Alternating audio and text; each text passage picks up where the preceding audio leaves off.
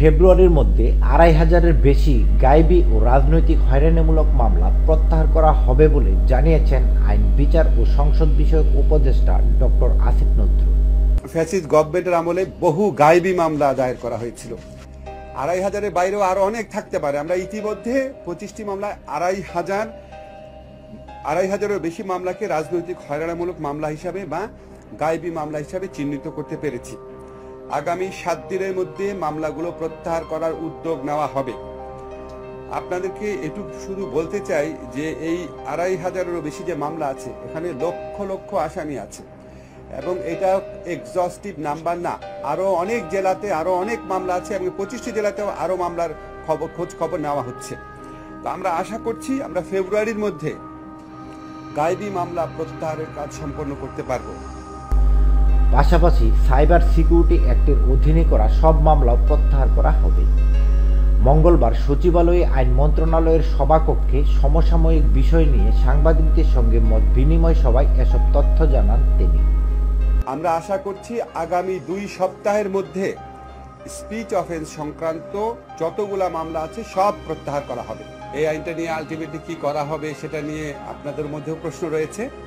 আপনাদের শুধু একটা জিনিস জানাই, আমরা এই আইনটা প্রত্যাহারের বা সংশোধনের কাজটা করছে হচ্ছে তথ্য প্রযুক্তি মন্ত্রণালয়। ওনারা যখন আমাদের পরামর্শ চান আমরা পরামর্শ দিই, কিন্তু কাজটা মূলত তথ্য প্রযুক্তি মন্ত্রণালয়। সাইবার সিকিউরিটি আইনের ব্যাপারে বিভিন্ন রকম পরামর্শ আসছে। যতবারই ড্রাফট করা হয় দেখা যায় কারো না কারো আপত্তি আছে, কারো না কারো আবার পক্ষে থাকছে।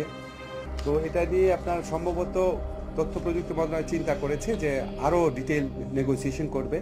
তো আমরা চিন্তা করলাম এই জন্য তো বসে থাকা যায় না, সাইবার সিকিউরিটি আইনে যে মামলাগুলো হয়েছে সেই মামলাগুলো আমরা উইথড্র করে ফেলার প্রক্রিয়া শুরু করেছি। আসিফ নজরুল বলেন, দেশের ২৫টি জেলায় ২৫০০ রাজনৈতিক হয়রানিমূলক বা গায়েবী মামলা চিহ্নিত করা হয়েছে। এসব মামলায় লাখ লাখ মানুষ আসামি। আগামী ফেব্রুয়ারির মধ্যে এসব মামলা প্রত্যাহার করা হবে। পাবলিক প্রসিকিউটর নিয়োগ হওয়ার সাথে সাথে আমরা গায়েবী মামলাগুলা লিস্ট করার এবং তালিকাবদ্ধ করার, আইডেন্টিফাই করার প্রক্রিয়া শুরু করি। এই প্রক্রিয়ার মাধ্যমে আমরা ইতিমধ্যে ২৫টি জেলায় ২৫০০-এর বেশি মামলাকে গায়েবী মামলা হিসাবে আইডেন্টিফাই করতে পেরেছি। তিনি আরও বলেন, গায়েবী মামলা চিহ্নিত করতে আমরা ৪টি ভাগে ভাগ করেছি। মামলাগুলো পুলিশ করেছে কিনা সেটা আমলে নেওয়া হচ্ছে। দ্বিতীয়ত, এসব মামলার বেশিরভাগের প্রবণতা ছিল বিস্ফোরক আইনে মামলা, অস্ত্র আইনে মামলা, পুলিশের উপর হামলার মামলা। তৃতীয়ত, প্রবণতা হলো এসব মামলায় অনেক আসামি থাকে, অর্থাৎ অজ্ঞাতনামা আসামি থাকে। সবশেষ যে প্রবণতাকে আমলে নেওয়া হয়েছে, বিরোধী দলীয়দের কোনো বড় সমাবেশের আগে পরে এবং গত ৩ ভুয়া নির্বাচনের আগে পরে করা মামলা। এসব প্রবণতাকে আমলে নিয়ে আমরা ২৫০০ মামলা চিহ্নিত করেছি। আপনাদের মনে প্রশ্ন আসতে পারে গায়েবী মামলা বলতে আমরা কি বুঝি। গায়েবী মামলা আইডেন্টিফাই করার জন্য আমরা ৪টি ক্রাইটেরিয়া বাছাই করেছিলাম। একটা হচ্ছে এই মামলাগুলো পুলিশ দায়ের করেছে কিনা। এই মামলাগুলোতে একটা কমন ট্রেন্ড ছিল বিস্ফোরক আইনে মামলা দায়ের করা, অস্ত্র আইনে মামলা দায়ের করা, পুলিশের উপর অ্যাসল্ট হয়েছে এই ধরনের অভিযোগ আনা এবং স্পেশাল পাওয়ার্স অ্যাক্টে মামলা করা। গায়েবী মামলা প্রত্যাহারের ক্ষেত্রে এই প্রবণতাটা আমরা নজর রেখেছি। তৃতীয় প্রবণতা হচ্ছে এখানে অনেক আসামি থাকে এবং আরো বেশি অজ্ঞাতনামা আসামি থাকে।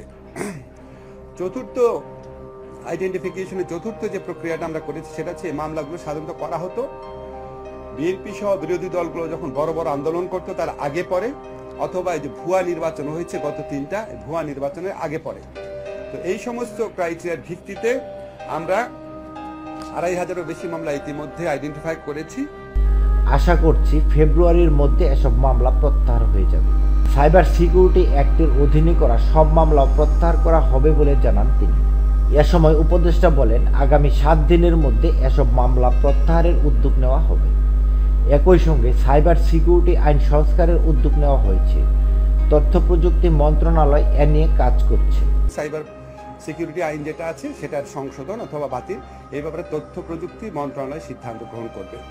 তো আমরা সাইবার আইনের অধীনে যে স্পিচ অফেন্স আছে সেই মামলাগুলো প্রত্যাহারের উদ্যোগ অলরেডি গ্রহণ করেছি। আমরা তালিকা করে দেখেছি বিগত সরকারের আমলে ৩৩২টি স্পিচ অফেন্সের মামলা করা হয়। এর মধ্যে 332টি স্পিচ অফেন্স সংক্রান্ত মামলার বিচার চলছে। এর মধ্যে 57টি মামলা হচ্ছে তদন্তাধীন আছে। এই যে 332টি মামলা বিচারাধীন আছে, এইগুলি উজ্জ্ব করার ব্যাপারে আইন মন্ত্রণালয়ের ভূমিকা রাখার অবকাশ আছে।